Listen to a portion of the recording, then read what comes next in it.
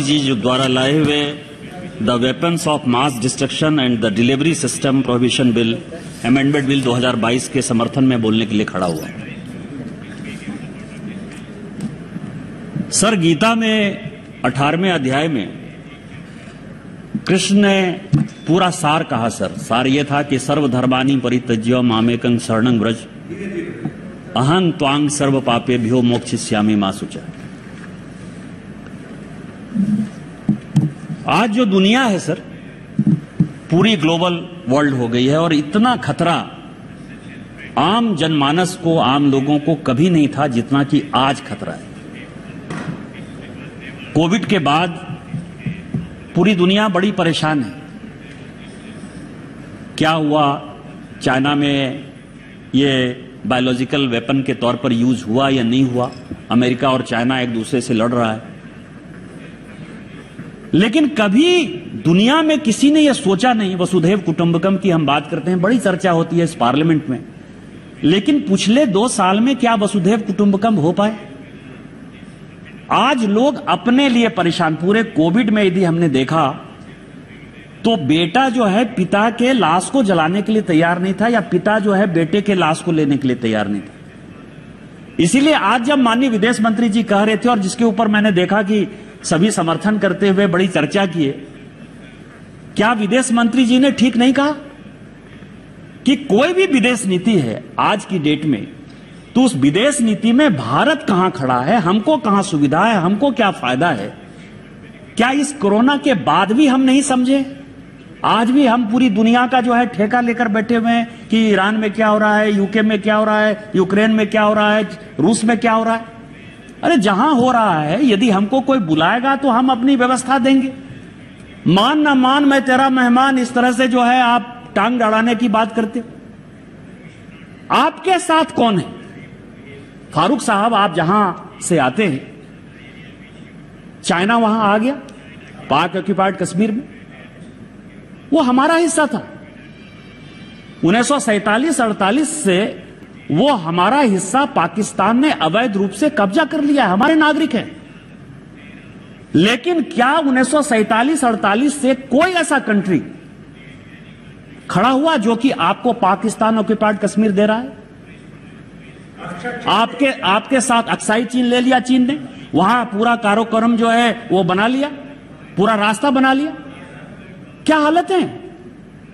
और आपके साथ पूरी दुनिया नहीं खड़ी है, आपको जो है उतनी ताकतवर नहीं मान रही है, और आप चाहते हो कि हम पूरी दुनिया को जो है ठीक कर लें। आज भी जो चर्चा चल रही है, और मैं बड़े सभ्य तरीके से सभी का सम्मान करते हुए कहता हूं कि पहले अपने बारे में सोचिए। जो मैं आपको कह रहा था ना कि माननीय प्रधानमंत्री जो पंचामृत के सिद्धांत पर चले, केवल हंसने से नहीं होता है, केवल मजाक उड़ाने से नहीं होता है, केवल यह कहने से नहीं होता है कि भारतीय जनता पार्टी अपने आप को पूरा बढ़ा चढ़ाकर पेश करती है। भारतीय जनता पार्टी काम कर रही है।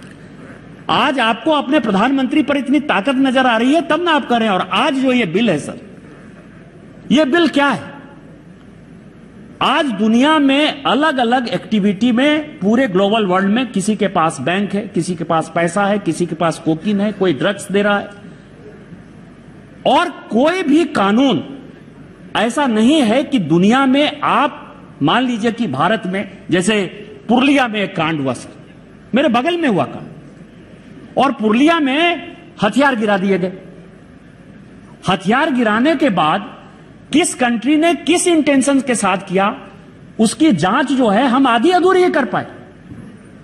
आधी अधूरी इसीलिए कर पाए क्योंकि हमारे पास ये दुनिया की कोई ताकत ऐसी नहीं थी, कोई ऐसा कानून नहीं था कि हम किसी का संपत्ति जब्त कर पाए, किसी का बैंक अकाउंट फ्रीज कर पाए, किसी को जो है हम कोई धक्का पहुंचा पाए।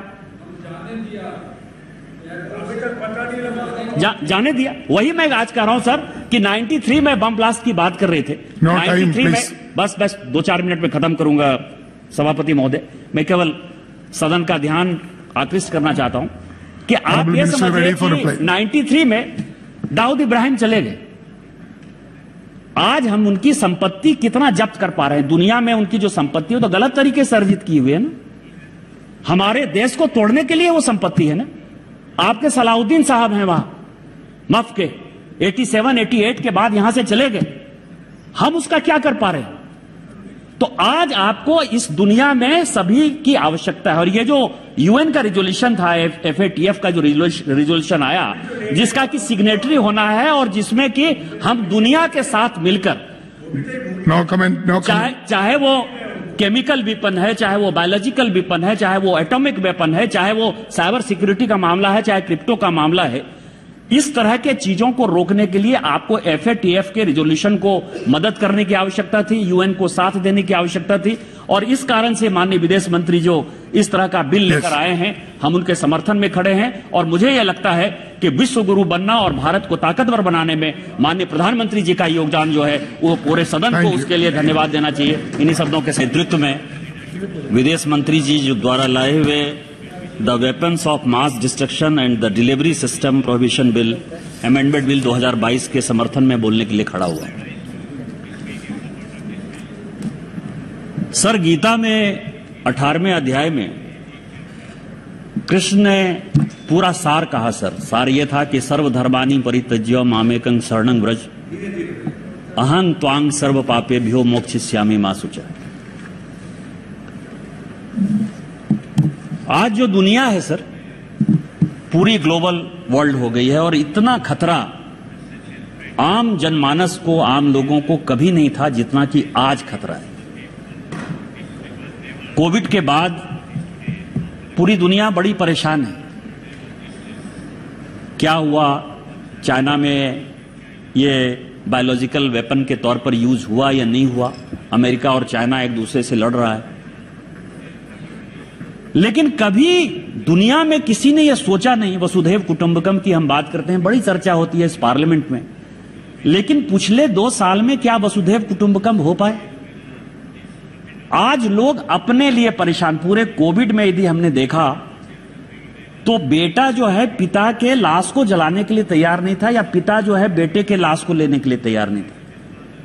इसीलिए आज जब माननीय विदेश मंत्री जी कह रहे थे, और जिसके ऊपर मैंने देखा कि सभी समर्थन करते हुए बड़ी चर्चा किए, क्या विदेश मंत्री जी ने ठीक नहीं कहा कि कोई भी विदेश नीति है आज की डेट में, तो उस विदेश नीति में भारत कहां खड़ा है, हमको कहां सुविधा है, हमको क्या फायदा है? क्या इस कोरोना के बाद भी हम नहीं समझे?